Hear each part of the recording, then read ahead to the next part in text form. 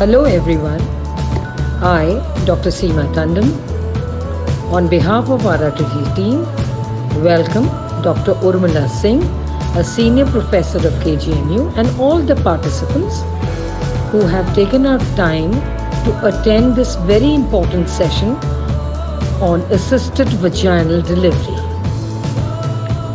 Thank you so much, Urmila ji, and over to you. Seema ji, good afternoon. So good afternoon everybody who are participating. I am going to talk about the assisted vaginal delivery. In this assisted vaginal delivery, especially instrumental vaginal delivery. In assisted vaginal delivery is also breech delivery is also assisted vaginal delivery. So instrumental, I am going to talk about the forceps delivery. So what are the indications? So first you have to know what are the indications of the forceps delivery. The commonest indication, as you know, fetal distress in second stage of labor. Maternal exhaustion is there, or there is a prolonged second stage of labor. Sometimes you need to cut short the second stage where you do not want to give the stress and strain to the mother. Those cases are severe cardiac disease, severe anemia, hypertension, when there is any intracranial pathology, or there is no bear down effort is contraindicated there, then you do the instrumental delivery. So before performing the forceps delivery, the certain prerequisites are must. आपको assess करना है. पहले you have to assess the maternal condition. You can maternal condition, see the pulse, blood pressure, patient is comfortable, and then abdominal examination is must. Do the see the lie of the baby, contractions are present, and the station of head perabdominally. When there is no pole is palpable, then it means the head is gone down. Whenever any pole of the head is palpable perabdominally, it means the head is not engaged. Then you have to explain to the patient what are you going to do, and you have to explain the relative also. Consent verbal, or as the pre-test you show that verbal and not necessary, but you have to take verbal and written consent for the instrumental delivery, and you have to write for what indication you are going to apply the forceps. The general examination should, fetal condition, mother condition is there. Fetal condition should evaluate the clinical information, auscultation of the fetal heart sound is must. As you know that the fetal distress is the one of the indication of forceps delivery in second stage of labor. So the abdominal examination is important to assess the descent, as I told you. If any of the pole perabdominally palpable, never do instrumental delivery. It means head is not engaged. Bladder should be empty and the vaginal examination should be done. So on the vaginal examination, what you will do? The cervix should be fully dilated. Membrane is absent. Color of the what is the color of the liquor? And excess caput formation. Sometimes क्या होता है, आप लोग ने देखा होगा, आपको लगता है कि हेड बिल्कुल नीचे आ गया, बिल्कुल बल्बा पे दिख रहा है, और आपको लगता है कि नहीं इसको फोर्सेप लगाएं और हम निकाल रहे हैं. ऐसा नहीं होता है. इसके लिए हमेशा you do the perabdominal examination, descent of the head. When the head is not palpable perabdominally, then it is below the ischial spine. Excess caput and molding should be assessed. So what are the prerequisites? Prerequisite means you do the perabdominal examination, find out the uterine contraction and descent of the head, head is engaged, and then you do the PV examination. Prerequisite means cervix should be fully dilated, fully effaced, head should be below the ischial spine plus 2 station. Means it is 2 centimeter below the ischial spine is present. Sagittal suture is in anterior-posterior direction, and there is the pelvis below the presenting part is adequate. There is no CPD. Membrane should be absent and bladder should be empty.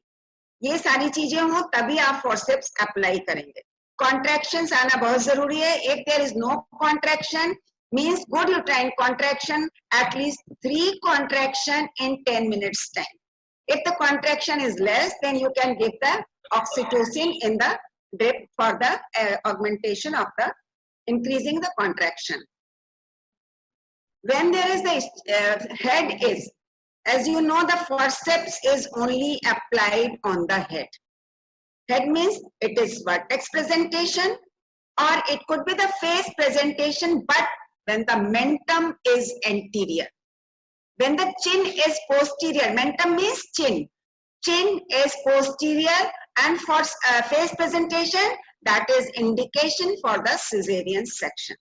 And third is the after coming head of the breech. So the forceps should be applied on the head, either face presentation with the mento anterior, or it is a vertex presentation with the occipito anterior or occipito posterior, or it can be applied on the after coming head of the.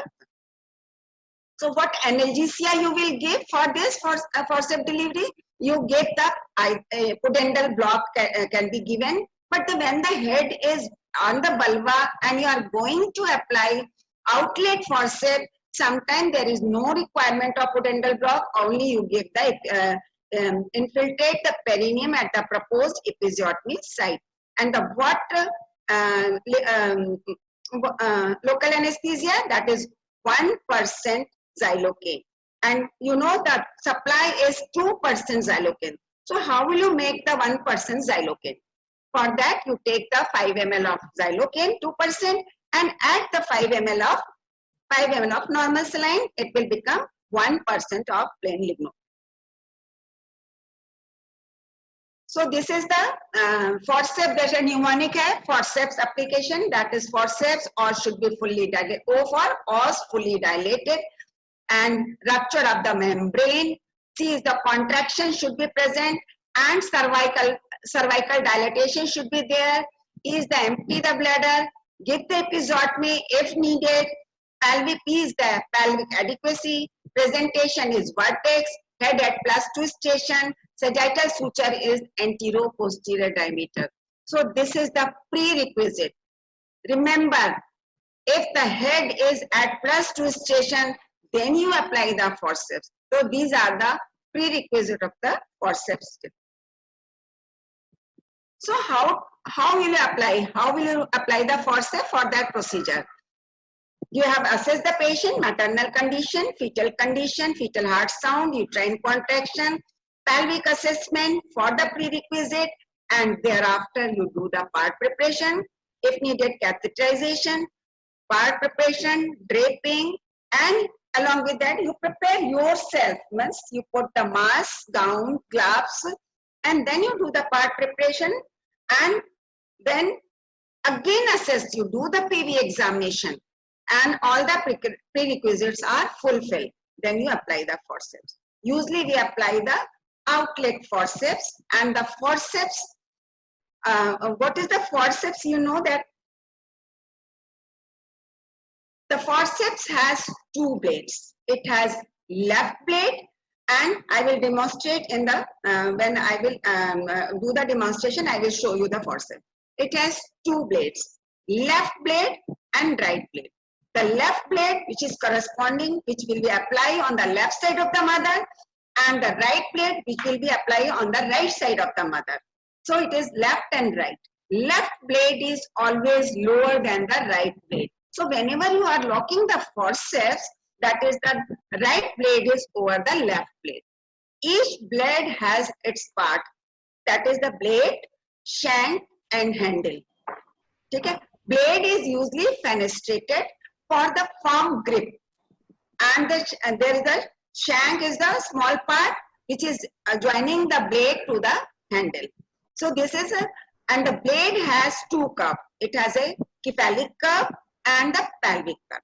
So when you are going to apply the forceps, that is the right blade is over the left blade. Each blade has its part. That is the blade, shank, and handle. So this is and the blade has 2 curves. It has a cephalic curve and the pelvic curve. So when you are going to apply the forceps, take the all aseptic precaution, and you give the local anesthesia. If required, you can give the pudendal block, and the pudendal block is given at the level of ischial spine. It can be given transvaginally or transperineal. I will show you after this when I will demonstrate how to apply the forceps. Then you assemble the forceps. After assembling, put the tip of the forceps toward the mother head, and the concavity of the pelvic curve forward, and the convexity and the cephalic curve is medially. By that you will know which is the left forceps and which is the right forceps. Then you lubricate the blades of the forceps, and the principle is left blade, hold with the left hand, and then apply on the left side of the mother. Understand? Left blade, first apply the left blade. Left blade, hold it on the left hand and apply on the left side of the mother. So you insert your right hand finger between the fetal head and the lateral pelvic wall, and then you hold the forceps between in the left hand, and it is just like a pen holding position, and it is parallel to the left inguinal ligament, and then you insert this forceps between the fetal head and your hand, and it will go easily. Don't apply the forceps as when you are inserting this forceps, then it will go easily. Then depress the blade, because the right blade is above the left blade. Now you take the right blade, same side, same, and the right blade and the right hand, hold in the pen holding position. Introduce the left hand in the right side of the mother between the lateral pelvic wall and fetal head, and forceps should be kept parallel to the inguinal ligament, and then insert easily between this finger and the fetal head, and then lock the blade. The locking should be easily. If it is not locking easily, it means something is wrong. Either assessment is not good, or there is a head is not fully rotated, or there may be CPD. Then you take out the blade and reapply. If it is easily locked, then you can give the traction. When you are going after applying the forceps, now when there is the bulging of the perineum, you give the episiotomy if required.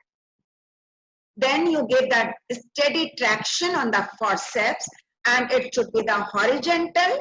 Horizontal means downward of the patient, then forward and upward. That I will show in the demonstration. After that, when you are giving the traction after delivery of the head, you remove the right blade first, because the right blade is above the left blade. So as soon as the head is delivered, you give if there is no second baby is there, find out this, you can give the 10 units of oxytocin intramuscular for active management of third stage of labor, and then you deliver the baby slowly and put the baby on the abdomen of the mother if there is no need of resuscitation. So after the delivery of the baby, do the active management of third stage of labor by giving the 10 units oxytocin intramuscular, and then you deliver the placenta. When the uterus is contracted, deliver the placenta by controlled cord traction method. After that, by the finger you explore there is no any cervical tear or the vaginal tear, and then you stitch the episiotomy. At this time, you can give the single dose of ampicillin 2 gram IV as a prophylactic antibiotic. Then make the patient comfortably, lie the patient on the straight position, take the vitals of the patient. You can ask the assistant, take the vitals of the patient, put the baby on the side of the mother and immediately breastfeeding. Then you take the universal precaution, means you clean the patient, take out all the instrument, They put the instrument in 0.5% bleaching solution for the decontamination. And on gloves, for the gloves, you can put the gloves inside the bleaching solution, wash your hand, and then take out by the inside out. And thereafter, after do the documentation is must. You do the documentation. What was the indication of the forceps delivery? What time the baby is delivered? What is the sex of the baby and footprint of the baby? And then what the episiotomy is given or not, antibiotic is given. So you do the documentation. And disposal of order. Infection prevention is must. That is the disposal, proper disposal of cotton, placenta, and there is the instrument is must. So one term is the failed forceps. What is failed forceps? Failed forceps, if the fetus is undelivered after 3 pull. There is the good uterine contraction, you have given the 3 pull and baby is, head is not descent, baby is not delivered. It means it is failed forceps. Or in that case, you stop that procedure, don't apply the ventouse. You stop that procedure. So after forceps, then immediately cesarean section if it is failed forceps.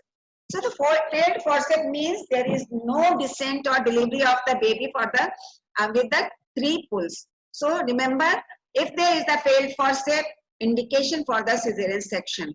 Don't apply कि अभी हमने forceps लगा लिया है, लाओ ventouse लगा के देखते हैं. No, this is not required.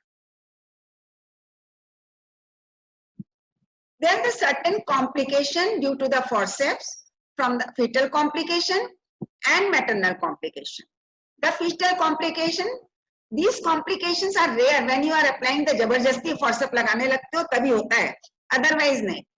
आपने जबरदस्ती forceps लगा दिया, lock जबरदस्ती करने लगे and then पूरा force लगा करके बेबी खींचने लगे, तो उसमें क्या होता है, बच्चे को facial nerve injury हो सकती है. उसके लिए क्या होता है, sometimes it is happened, but it resolve by itself. Why it's occur? Because of there is the compression of the facial nerve. Then laceration of the face and scalp may occur. So always after forceps delivery, examine the baby for any laceration, for any injury, for any facial nerve palsy. So sometimes there may be fracture of the face and skull require expert consultation. Cephal hematoma, maybe cephal hematoma, or it could be the caput. So how will you differentiate that this is cephal hematoma or it is the caput? You can very easily differentiate between the caput and cephal hematoma. When there is the cephal hematoma, there is subperiosteal lesion. So there is the boundaries are there by the sutures line and fluctuation may be there. In the caput, it is the subscalp lesion. It is the diffuse type है. तो caput तो 2 दिन एक के अंदर खत्म हो जाएगा. But if there is the cephal hematoma, you tell that woman, tell the mother, don't press it. ज़्यादा प्रेस करने से क्या होगा, उसको जॉन्डिस हो सकता है, पेशेंट को हेमोलिसिस हो सकती है. So and tell her this can be dissolved by itself by in 3 to 4 weeks time. So baby should be observed for the anemia and hyperbilirubinemia. If there are intracranial hemorrhage you are suspecting, of course you have to refer the baby to the higher center. Maternal along with the fetal complication, there may be the maternal complication can be there. There the greater incidence of maternal, vaginal and perineal laceration, 3rd and 4th degree. This usually happens when you are जबरदस्ती forceps से खींच रहे हो, or wrong forceps application is there. Excessive force is applied. So easy forceps delivery should be done. If there is wrong, it is not locking easily, the baby is not coming in the 3 pull, don't try again. Then you do the cesarean section. Perineal pain during delivery, sometimes hematoma, postpartum hemorrhage. Postpartum hemorrhage can be both by the atonic PPH or the traumatic PPH. So for that, what you will see? For the postpartum hemorrhage, first you put your hand on the abdomen. If the uterus is well contracted and in spite of that, patient is bleeding, always explore the lower segment, cervix and vagina. If there is any tear, then you stitch it. The another complication, urinary retention sometimes occurs. It is because of the pain, perineal pain, the urinary retention can be occurred. But when there is a difficult forceps or in those cases, urinary and fecal incontinence occurs. So these are the rare, but it is occurs when the difficult forceps or high forceps or mid-cavity forceps is applied. So I'm telling you, don't apply the mid-cavity forceps, low forceps, outlet forceps is indicated. So the low forceps is the in cases when the head is below the at the level of +2 station and outlet is between the +2 to 2. So when the head is below +2 station, you apply the forceps. Don't apply the difficult forceps. So this is about the forceps. Now, thank you very much.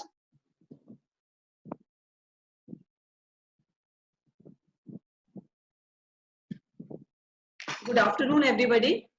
Am I audible? So I'm starting with the ventouse delivery. So ventouse delivery is just an alternative to forceps delivery, and application of ventouse is comparatively easier than forceps. And there are various type of vacuum available.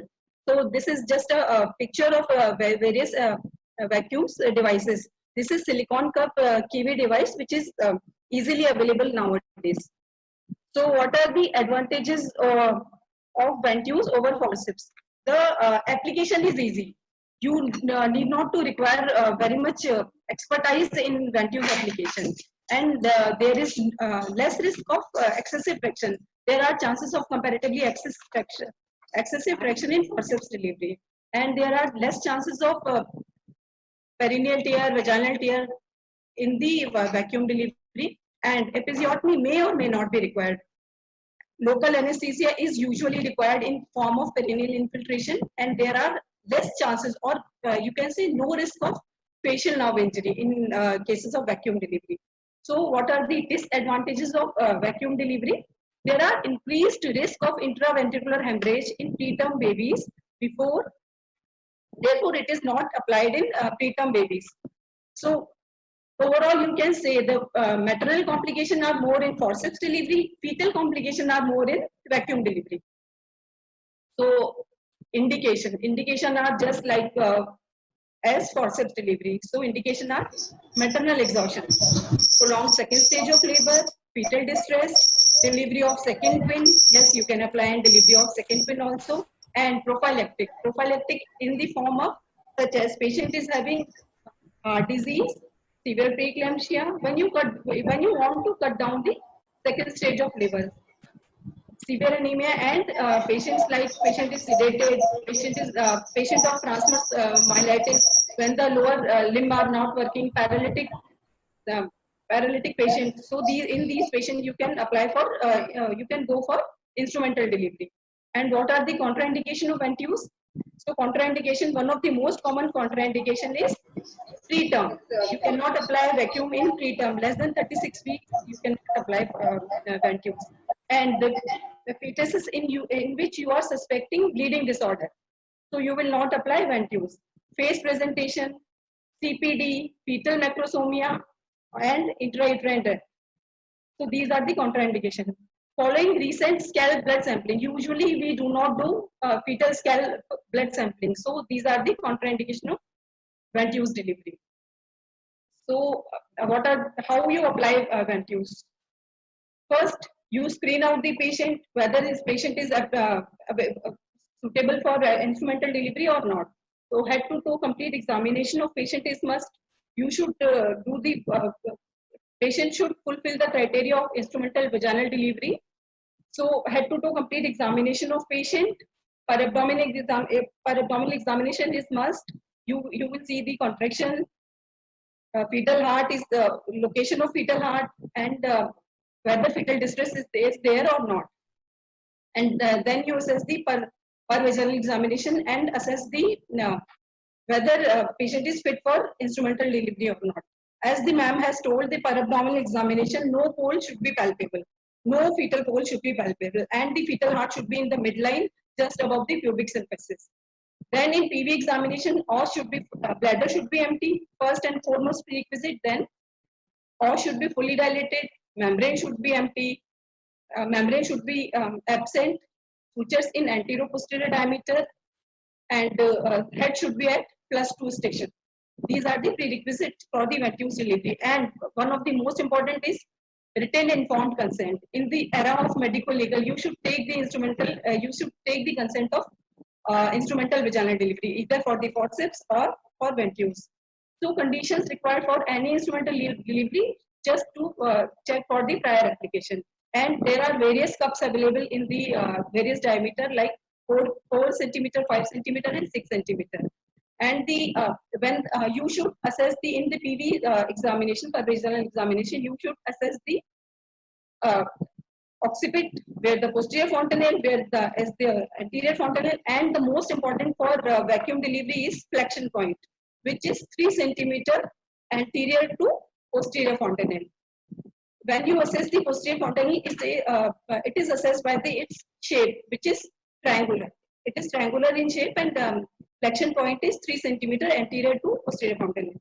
And the ventouse should be applied when the head is at +2 station, and when prerequisites are fulfilled, you have inserted ventouse. So starting pressure of the vacuum is 200 millimeter of mercury.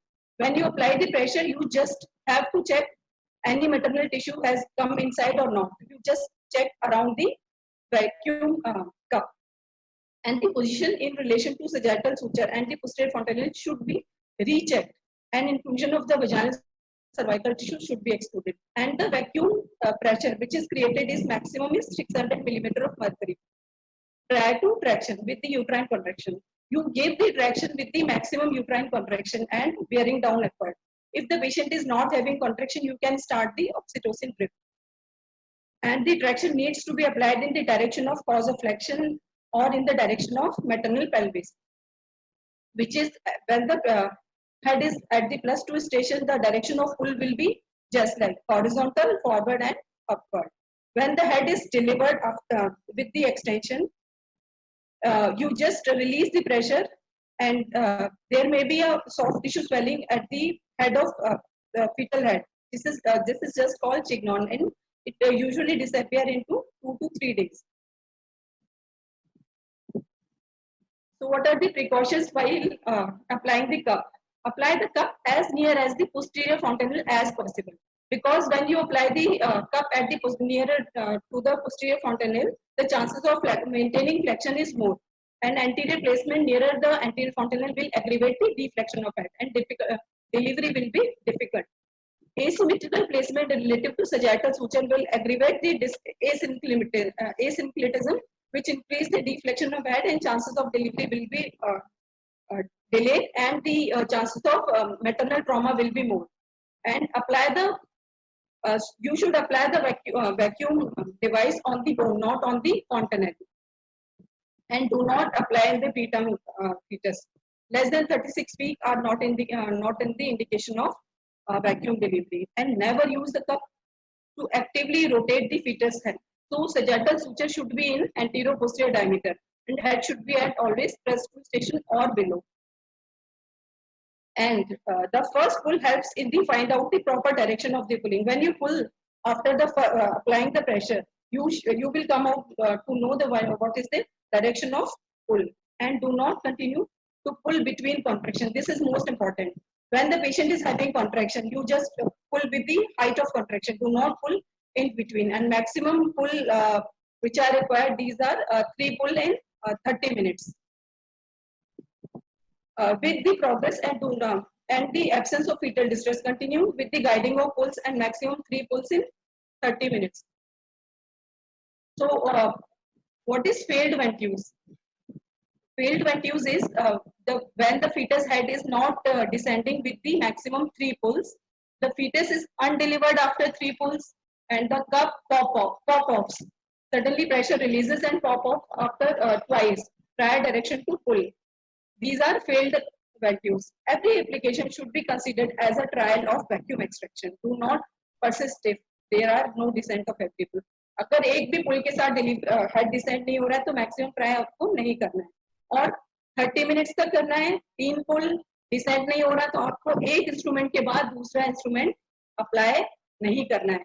If the ventouse fails, you do not apply forceps. You just go for cesarean section. So what are the complications? As I already told, the fetal complications are more in cases of vacuum delivery. Complication usually result from not observing the prerequisites of application for continuing efforts beyond the time limits stated above. So when your prerequisites are not fulfilled, suppose +2 stationer that was only caput and you have applied vacuum, so vacuum definitely will pop off.